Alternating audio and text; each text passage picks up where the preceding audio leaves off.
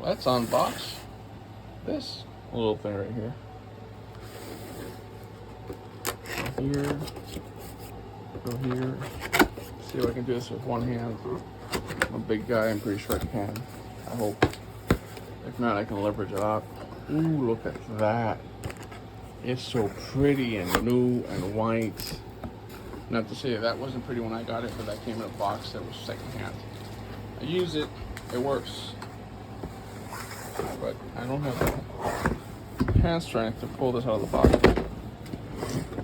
on its own. However, old man knowledge, it's called leverage. You guys will get there at some point. Put it on its facade base. Bam, look at that. Brand spanking new. 2000 watt. True Sine inverter. From Red Odo. Or not, it's not Red Odo, it's Red Odo. Two different words, it's a space here.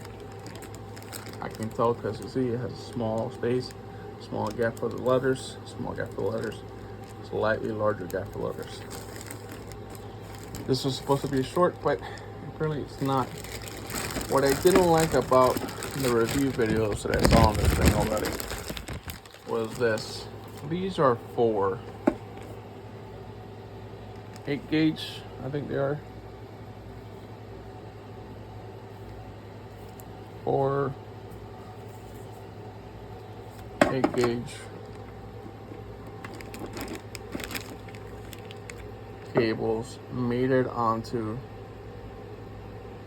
a single battery lug, and the battery lugs are rated to 150 amps. That's the one thing I don't like about this so far. I was hoping that they would have fixed it and gotten with a thicker gauge single wire or cable, so that let's undo this. See what case this stuff is.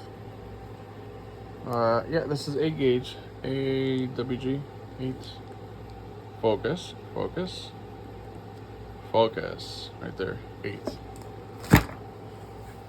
I mean, it's good enough for 50 amps, right? And truth be told, I'm using 10 gauge wire for the current inverter hookup. So that's only 900 watts. I'm not using 900 watts of draw. Sorry, 50 amp draws. And that 4 gauge wire is rated to 135 amps in my temperature range. It comes with a nice product manual, mostly English. Battery banks. Do not disassemble. Don't worry, I'm not going to electrocute myself. I don't plan on doing that anyway. Simple concept. Red goes to positive, black goes to negative. Don't know why that's the color of that code, but whatever. At 1000 watt loads, can run for 3 hours. At 85%, come out to 3.5 kilowatts or 276 amp hours. I have 200 amp hours right now, not counting the deep cycle flooded lead acid battery, because I'm not going to use that in this system moving forward. So this guy's a peak surge of 4 kilowatts, continuous power at 2 kilowatts, input voltage between 10 and 15.5, which is standard. Less than 9 watts usage. I saw a review that this is accurate. Temperature too high. It weighs 8 pounds. And that's the end of the manual. So much for RTFM. And if you're too young to understand what RTFM means, I'm sorry.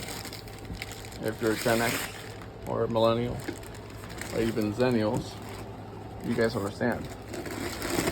It means read the manual, which we just did in a minute. So this is it. I got this because it had the covers for the lugs. The lugs I intend on using will be 2 odd or 2/0 odd cables, so that way it'll have enough for a 400 amp draw. This will probably never get that high, hopefully, but that should be enough for what I intend on doing. I think I might buy some. I gotta go to StarCraft. Is it StarCraft? Yeah, it's not StarCraft the game, but sorry, it's Skycraft. It's a local shop here in Orlando where they sell electronics and cabling. You can buy it cheaper than you buy it anywhere else. But they buy things in bulk from many people. Like I say, sales and business going out of business. So this sucker here is gonna go. Unfortunately, the logo is gonna be facing down because I don't want the outlets to face me. So when I'm looking at the top of the AC unit, I get mounted right there.